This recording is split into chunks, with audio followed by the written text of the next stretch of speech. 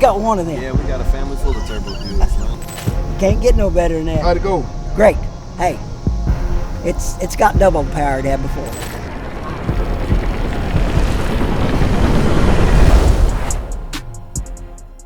We're gonna get this baby broken down and let's see what's inside of it. Mr. Dev. Okay.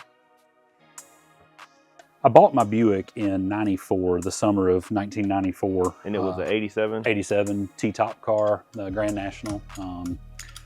Basically 100,000 mile car, I guess, right in there. It had been well used. It came from one of my good acquaintances at the time. His name's Brian Mayfield. A lot of people in the Buick world would probably know him from way back when.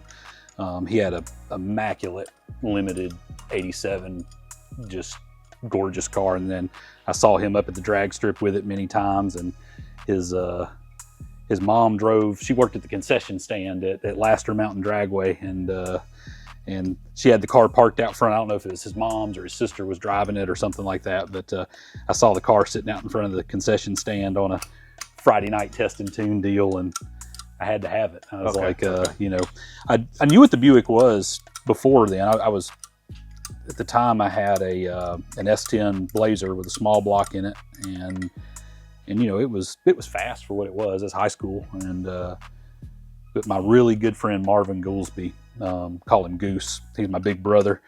He is him and his pops had brought me a Rosewood, I believe it was Rosewood limited T to do some exhaust work and stuff on. My father was in the four-wheel drive truck accessory business, and I was working for him at the time, and we had a pipe bender and a welder and all that stuff. And I love the four-wheel drive truck stuff, but I like to go fast too. So that was where I kind of got my first taste of a Buick, was with Marvin's car, Goose, and his dad, and then rode in that thing. He actually left it with me for a day, said, drive it home, enjoy it, tell me if you like it. And I'd only known Goose for about a week at that point in time. I think it was really crazy that he just threw the keys to his T-Type to me and said, or limited T, and told me to drive it. And man, I fell in love with those cars at that point. I was like, small block, you know, I want a turbo V6. So was your car already modified when you got it? Or it was, you know, it was as stock as it could be. It might have had a chip in it, but you know, there was no exhaust, it's still factory airbox, factory turbo. So what was the first modification you did to yours? Well, it's a Hypertech chip. Okay. Was the very first thing. That and a posi traction. Mine was a non-posi car, so I carried it bone stock to the track. Wasn't as soon as I got it, but I had because I had to sell my S10 before my parents would let me register the Buick in my name, and that was because I couldn't have two cars, you know. Gotcha. And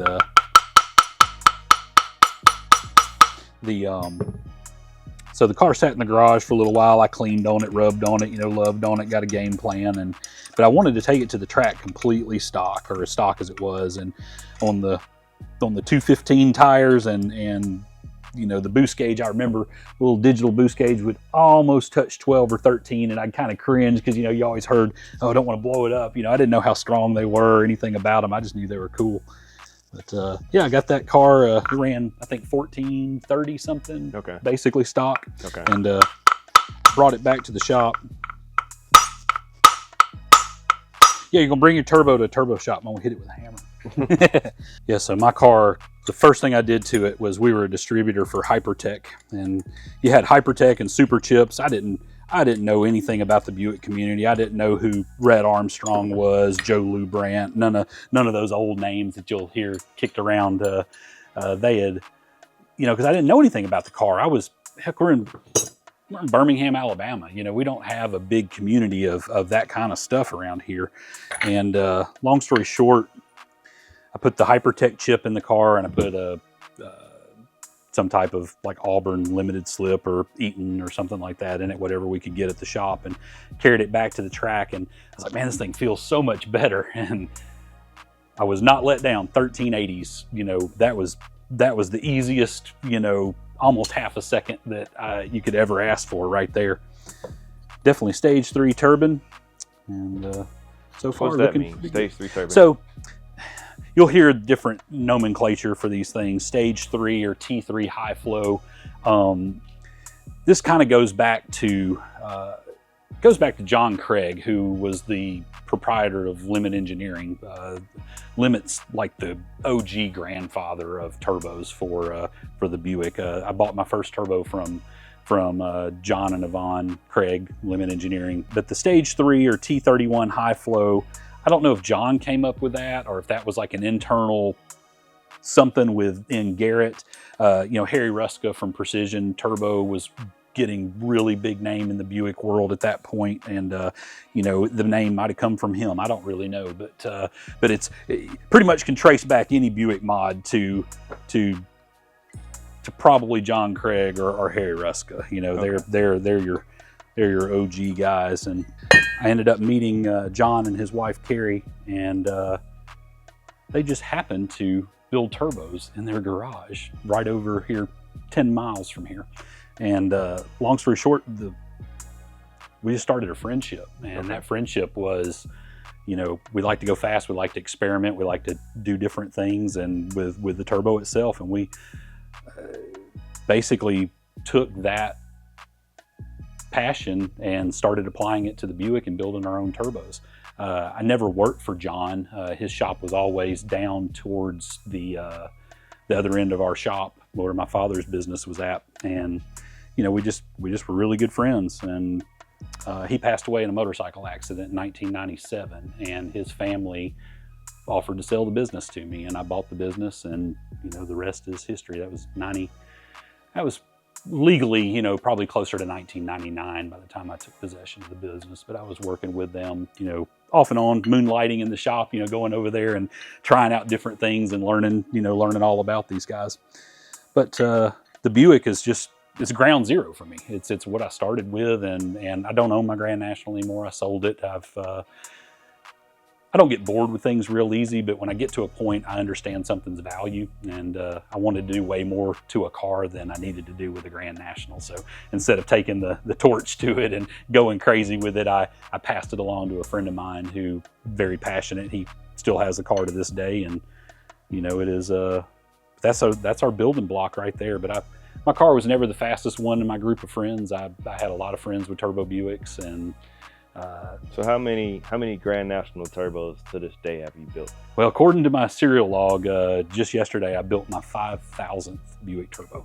Now that's all inclusive. That's rebuilds, obviously upgrades, stuff like that. But I try to keep pretty good serial numbers on stuff. But in power levels of turbos that you built, so all the way from stock, so 250 horsepower to, I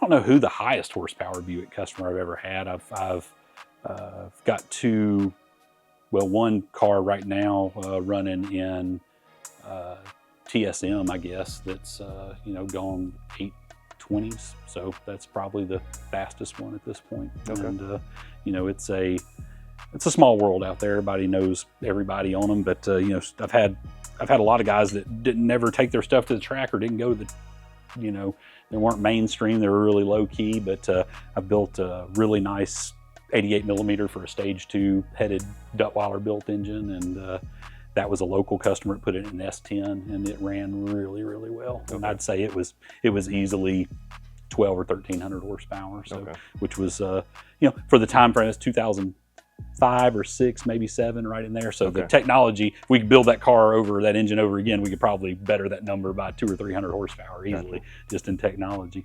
Got the end housings off this guy. We got a little bit of compressor wheel rubbing the housing, a little bit of bearing play in it, so we're gonna have to bust it down a little bit further, and I'm gonna have to grab the vise behind the cameraman over here and get this wheel loosened up, and then we'll get back with you.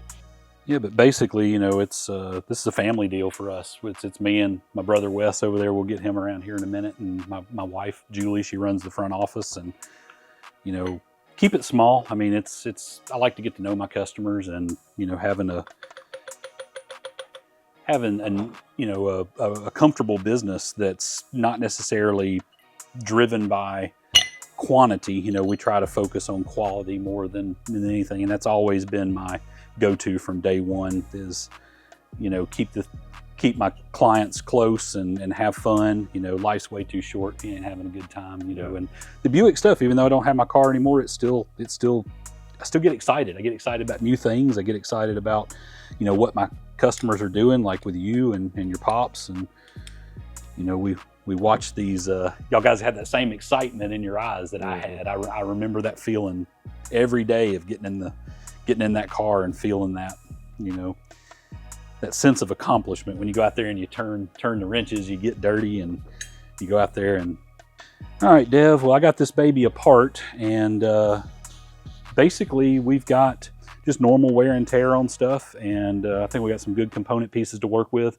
It's all genuine Garrett components, pretty high quality stuff, and I think what we're going to do is start getting the cleaning process done on some of this, and then we'll regroup in the assembly room. But yeah, this is exciting. I think we can make some big improvements for your client.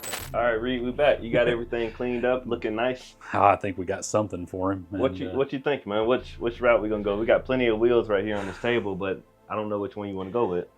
Decisions. Yep. It is. The main thing we have to do is I think we got a big opportunity here to really show off some technology. The TE44 is it's a dinosaur. I'm just going to throw it under the bus a little bit. We got something way better. Okay. The 44 has some problems that some people know about, some people don't, and I think we can solve that pretty easily. And it's going to open up the world for guys that already have a 44. If they see how this one works, maybe we can just roll with some updates, keep the price low for everybody, and give them some high-tech stuff without having to go buy a whole brand new high-tech turbo. So what we going with? So what I'm looking at is his old exhaust wheel is no good because of the wear that we talked about before. So we've got to replace it. So why replace it with what it already had? Let's step up into some newer technology. Okay. What I've got here for you is our 9-bladed T31 high flow. Okay. So this wheel is made in the 80s, you know, probably engineered. This is the original one. Okay. And so maybe in the 70s, engineered way before you were born. Okay. You know, before I was even messing with turbos. But this guy here it's lighter weight, lower moment of inertia. We'll talk about that for response. The blade arrow is 2017, 2018 technology. So what this means in a nutshell is this baby's going to come online a whole lot faster. It's going to lower exhaust back pressure. Just going to make the motor a whole lot happier. So same size turbine wheel. Yep. Drops into his housing. Same. This one is a lot lighter. Oh yeah. And, wow, I can feel it. Okay. Yeah, so this one should spool up a whole lot quicker. Yeah. Okay. I've never even weighed them, but you know, we just so happen to have stand that baby up on its end like that. See what it does. That's 268 grams for the wheel that was in it. 235 grams. So let's say 30 grams. Okay. For those of y'all who don't know, a 10 millimeter short socket is about 10 to 12 grams. So that's you don't have to accelerate a couple of 10 millimeter sockets to get this baby. So a lighter blade is going to help you spool up definitely quicker. Even though it's the same size wheel, we should have a whole lot more response rate. Definitely. Okay. All right. So we got the turbine wheel figured taken out. care of. Yep.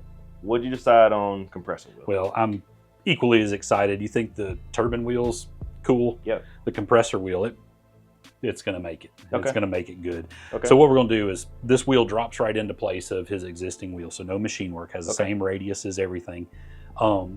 This wheel is going to hammer some air into that engine at low boost pressure. It's going to make this thing make torque. And you know what torque does in a Buick. It pins you back in the seat.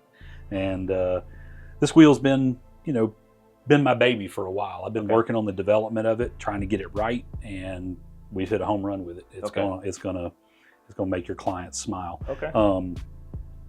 I like that. It's making me smile. There's so much to talk about. You almost can't spit it all out at once. But what I'm super excited about with this is it's retrofit into the older platform. I created this wheel so it'll drop in with no machine work. So when you say no machine work, you're telling me I don't have to open this hole up right here.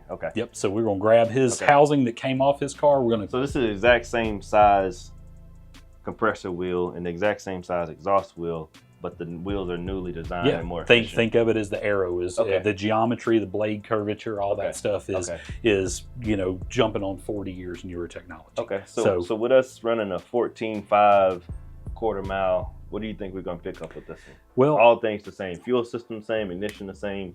What type of improvements are you expecting? With the right tuning, we ought to see. I'm gonna go out on a limb and put my reputation on it. I hope we knock a second off this guy's time easy. And without having to throw race gas in the car, alky in the car, none of that stuff. We're gonna give him quality air. What this wheel does, it's gonna lower the temperature in the engine, the air intake temperature, more dense air. If you can get the tune and the fuel there, the timing set up right. I got you handled on the dude. It's gonna knock some numbers down. It's a win-win. The existing wheel is at best, absolute best, 450-ish flywheel horsepower on a car with ported heads, big cam, all that stuff. But its efficiency is what goes downhill. When you don't have that big cam, you don't have that big head, you've got to work against that restriction. So this thing makes heat. This one won't. This client has a stock crank, stock rod, stock piston, okay? He has an upgraded camshaft. We're gonna assume, listening to it, I listen to these engines every day, I'm assuming he has a 206 camshaft. Okay, gotcha. Lightly ported head, some comp valve springs. This is what this turbo is. This is the combination for that guy right there. And absolutely for that guy, and probably a couple of clicks down from that guy. So a stock head, a stock camshaft with a good converter. I don't necessarily know I'd want to run this turbo on a stock torque converter. I mean, it would work, but you know what? If you aren't ready to tear into your engine and do cam and head and all that stuff, put this turbo converter and fuel system on it and you're done. So this turbo is for someone who has a bone stock engine to a lightly modified engine. Yep. Okay. I'd say the customer that at absolute most is gonna have 1140s in sight. I think this turbo will easily go faster than that but at that point the customer's probably got more mods done to his car and he's gonna, instead of going 1140s, he's gonna go 11. So to run 1140s, in my mind, I'm gonna need 30 pounds of boost to run that, right? You don't think so? No. Okay. Well, so let's backpedal just a little bit. This blade design, when I tell you I built it for the street guy, we don't have to hammer a ton of boost pressure into the engine. Why this compressor wheel? Well, this compressor wheel is a clean sheet of paper design for me. I knew this was coming for this class of turbo. This wheel from Garrett is obsolete. We can't get it anymore. And when we do find them, they're expensive and they work well, but there's much to be improved upon. So I fired up the computer, turned my brain on, and this is what we got. We just got these like 3 weeks ago. And is it my top tier race turbo? No, it's my street killer. This thing is it's gonna make you smile. So I like that. We're gonna name this the street killer. That's the street killer. Tire fryer. The tire fryer street killer. This thing ought to make torque like nobody's business, and that's what you Buick guys want, man. It's like they don't have an engine that turns 6,500 RPM. And most of, I know when I drive my car, I like that 3,000 to 4,000, that feel right there. Getting on the interstate and just easing down in it and giggling as it sucks you back in the seat and maybe just wagging the back end out just a little bit. And this thing's gonna rock that all day long. We're gonna get the boost in faster, and the main deal where this thing's gonna work is in putting it on dyno or data logging or whatever would answer all of this, but temperature is your enemy. And with air temp, you lose air density. No density, you can't put fuel to it. No fuel, no air, no power. So this guy, through its blade design, is not going to beat the air up as much, getting it into. Who designed this thing? I would love to tell you that yours truly did every last bit of it, but me and a group of 3 guys designed this wheel, and it started off as an idea. It started off as a prototype test, and then it got refined 2 or 3 times, and here it is. Far as I'm aware of, it's the only wheel currently that's not aiming for 30 pounds of boost as its max efficiency. Okay. This thing is going to be so happy in that 16 to maybe 22, 23 PSI. So if he does go put alky on the car later and wants to lean on it, it'll still perform and grow with him. But its total goal was street. Put pump gas in this thing. Don't have to worry about fidgeting around with anything else. Go drive your car and have fun. So you told me that this compressor wheel is capable of going into the 1140s. When I hear 1140s out of a small turbo like that, I'm thinking 30 to 35 pounds of boost, plus race gas, plus methanol. Right. Little mixture of E85 and some really good tuning to get that type of number out of it. But you're telling me this turbo and this wheel right here, I'm not going to have to run that much boost. Yeah, given the right combination, you're going to get the air in the engine much better.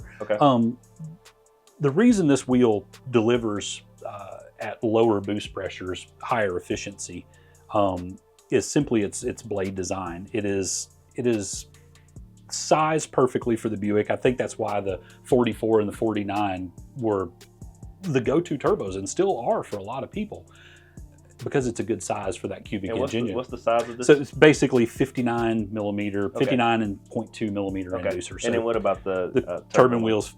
56 and some change. Okay, so 59, 56? Yep. Okay. And it is it is just good size for the Buick engine. You know, the technology that we have to model these wheels lets us change slight things like the back sweep of the blade, the blade heights, the splitter locations, all this technical stuff that is very important. And if you don't address these things and you just swing in the dark, you're not going to hit your target.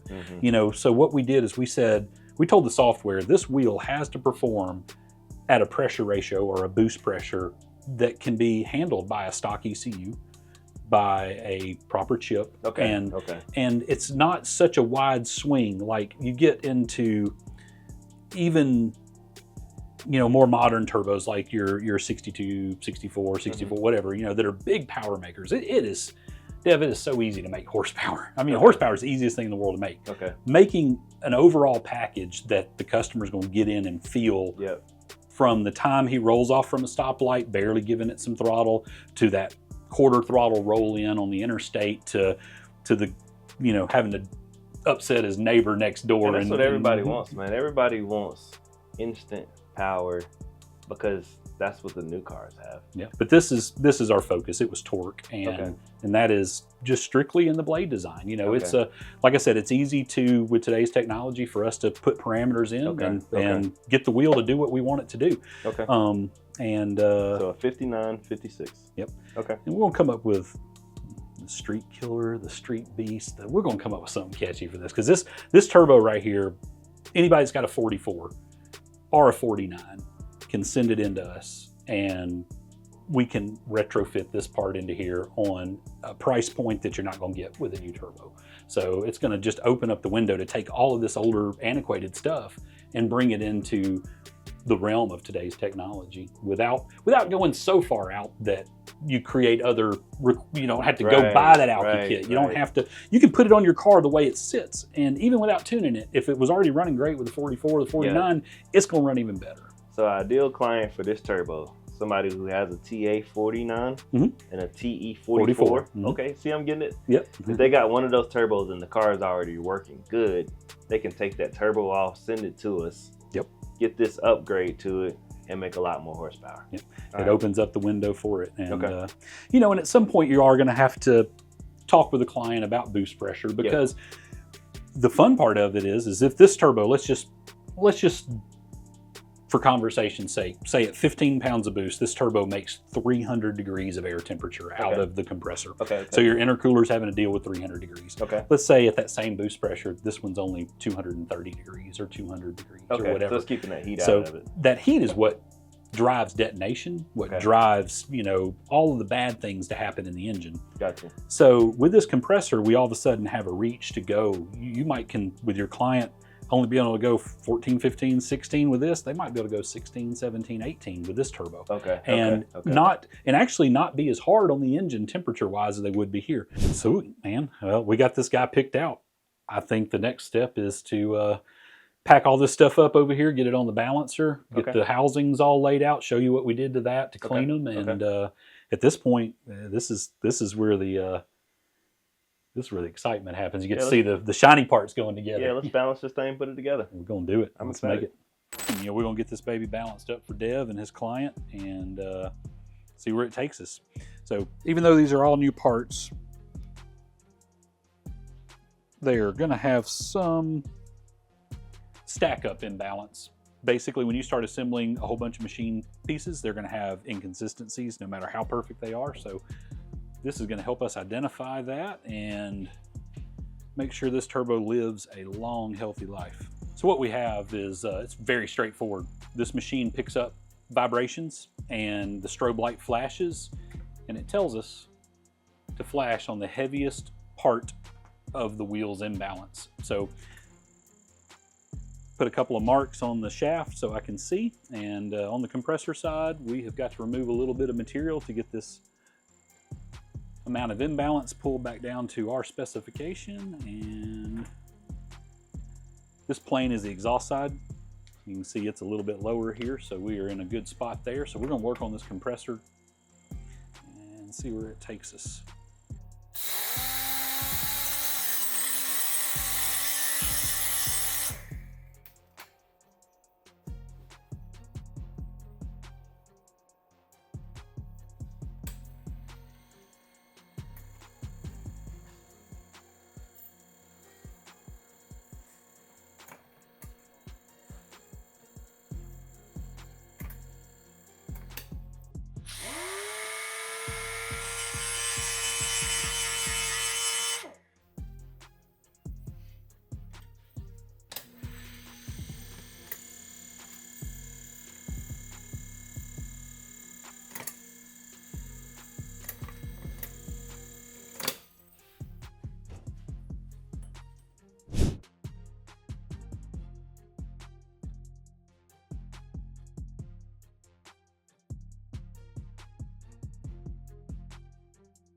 Alrighty, well, Dev, I got your compressor cover all checked out. Blueprint looks good, clearances look good.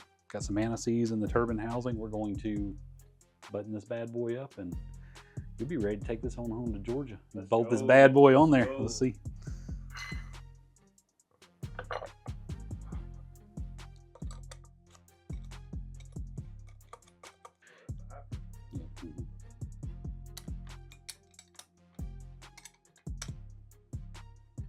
Big turbo energy. That's us right there. That's Big us. turbo energy, man. So my guy Larry, he's gonna love this turbo, man. Appreciate you, Reed. Man, I appreciate y'all guys. That's for sure. We got Beautiful. We did a good job on this one. He's gonna be super happy, and I'm super excited to see that video recap. Hey, and this that street killer. Street killer, poor tires. Killer. Killer. It's that street killer, Killer. man. So I'm excited to put this on, man. Larry, you're gonna love it, man. You're gonna love it. We appreciate you, and this is gonna be an eye opener for everybody. That's Absolutely. for sure. Appreciate that, brother. Get it done. Alrighty. So what we got here is a drop-in ready upgrade for those that have a stock Turbo Buick up to a mildly upgraded Turbo Buick. This is something that you can take directly on your combination that's already running well, bolt it directly on, and go rip the streets up. Yep. Modern technology goes right on your car, and minimal mods really needed. Yep. Get the fuel system If dialed. you've already got a 255 pump, at least 50-pound injectors, at least, a timing chain that's been upgraded in the last 5 years. Yep. Bolt this thing on, go have some Go fun. smile. Go Yep. smile. That's it. We'll get a full list of updates, on this thing and supporting mods. Y'all guys keep tuning in for us, and we got a lot more to come with the Buick. This is just the tip of the iceberg, and we want to take care of our street guys first. Yep. Y'all hardcore guys, we got some stuff coming for you too. Just hang on. So this is a 59, 56 watts performance work turbochargers street killer killer. Street killer turbo. Turbo. That's it. Big turbo energy. Stay tuned.